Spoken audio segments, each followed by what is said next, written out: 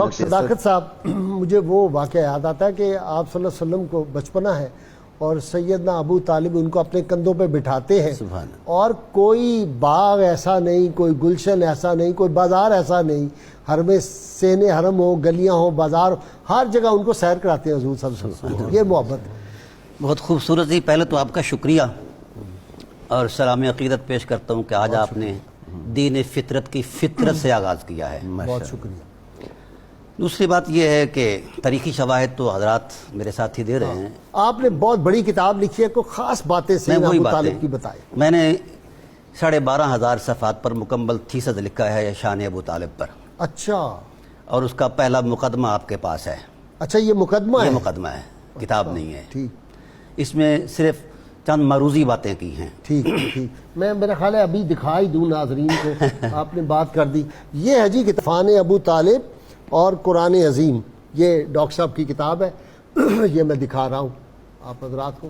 یہ کوئی 900 صفحے کی کتاب ہے، یہ مقدمہ ہے اور مقدمہ ہے، کہہ رہے ہیں 12,000 صفحات میں نے لکھے ہیں، تو ابھی باقی جو ہے وہ والیوم چھپیں گے۔ جی ڈاکٹر صاحب۔ میں نے تاریخی شواہد پر گھٹ اعتماد کیا ہے، قرآن کی آیات پر کیا ہے۔ سبحان اللہ۔ میں نے ان کی شخصیت کا سارا مطالعہ قرآن سے پیش کیا ہے، ماشاء اللہ۔ اور حیرت والی بات ہے کہ ان کی آغوش محبت میں 4,500 قرآن کی آیتیں نازل ہوئی ہیں۔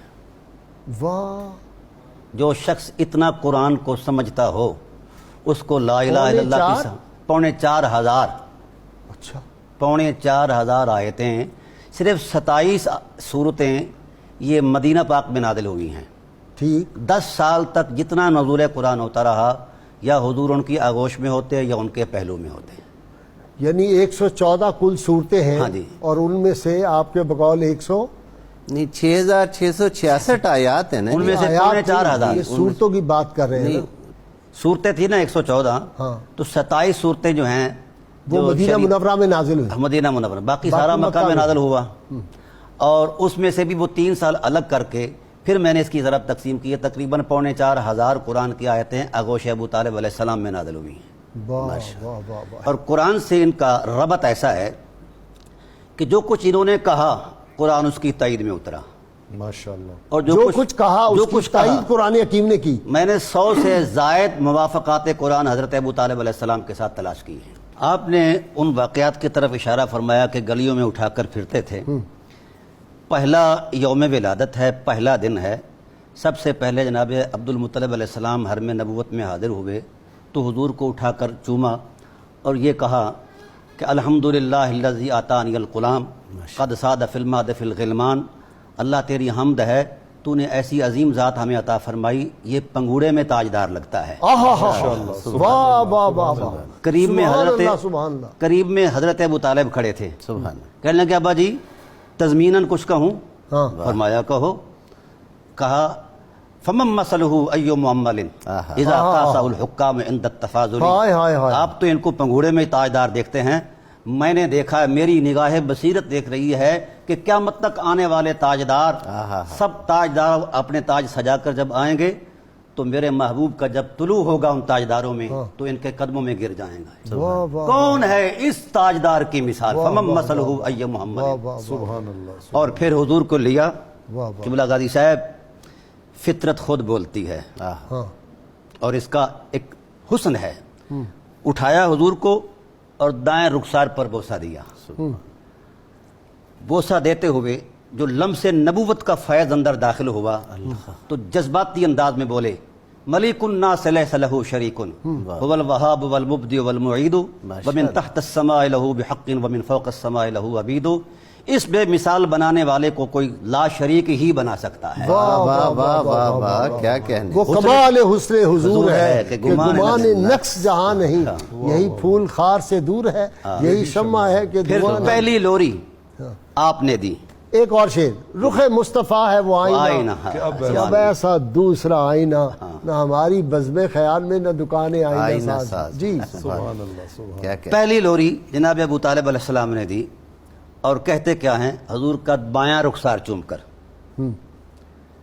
تاریخی شواہد اپنی جگہ پر بحال ہیں، میں نے ان کو کبھی نہیں چھیڑا، میں قرآن کریم کا طالب علم ہوں۔ ماشاءاللہ، سبحان اللہ۔ ابھی نزول وحی کو 40 سال باقی ہیں، اور پورا جزیرہ عرب فترت الوحی سے گزر رہا ہے، ٹھیک، لفظ نبوت سے کوئی آشنا ہی نہیں ہے، واہ تو پہلے اٹھایا اور بائیں رخسارے پر جب بوسہ دیا تو یوں لہرا کر کہا انت النبی محمد اللہ، اگر مسود سبحان اللہ، لمسودین اکارم تابو و تاب المولد نعم الارومۃ اصلها وامر الخدم الاوحد وانی تزام لم امت وانا الشجاع الاربد سبحان اللہ، وبنو ابیک کانہم اسد کانہم اسد الارین توقدوا. واہ یہ واہ پہلی لوری ہے. ہائے ہائے ہائے، ذرا اس کے ترجمہ کر دیں جو ابھی اشعار آپ نے شعر یہ انت النبی محمد، ابھی قرآن بھی خاموش ہے، وہی بھی خاموش یہ ہے. نبی محمد صلی اللہ علیہ وسلم، اے نبی محمد، اے محمد انت النبی محمد،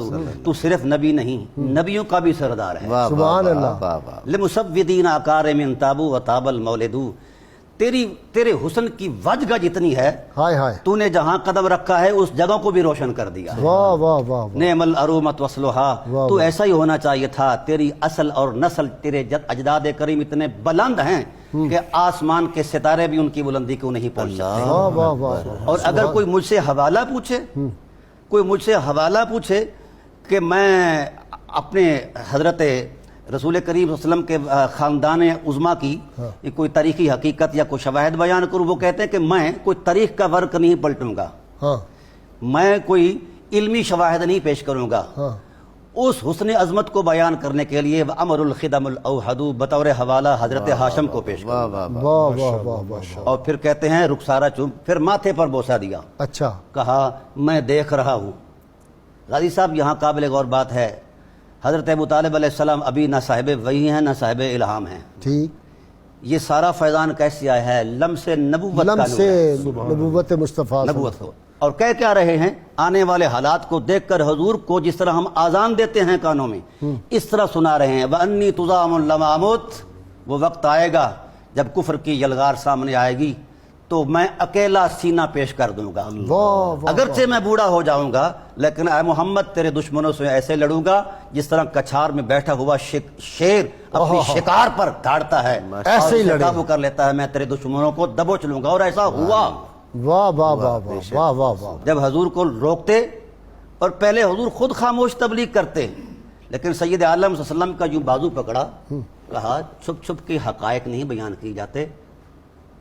فَاسْدَا بِأَمْرِكَ مَا عَلَيْكَ غِضَاضَةٌ، سبحان اللہ، اٹھ سبحان اللہ، حرم بیت اللہ کے اندر کھڑے ہو کے کہو لا الہ الا اللہ واہ واہ واہ، واللہ لا يصل الیک بجمعہم حتی اوسد فی التراب دفینا. جب تک میرے وجود میں سانس ہے کوئی آنکھ تیرے طرف نہیں اٹھ سکتی.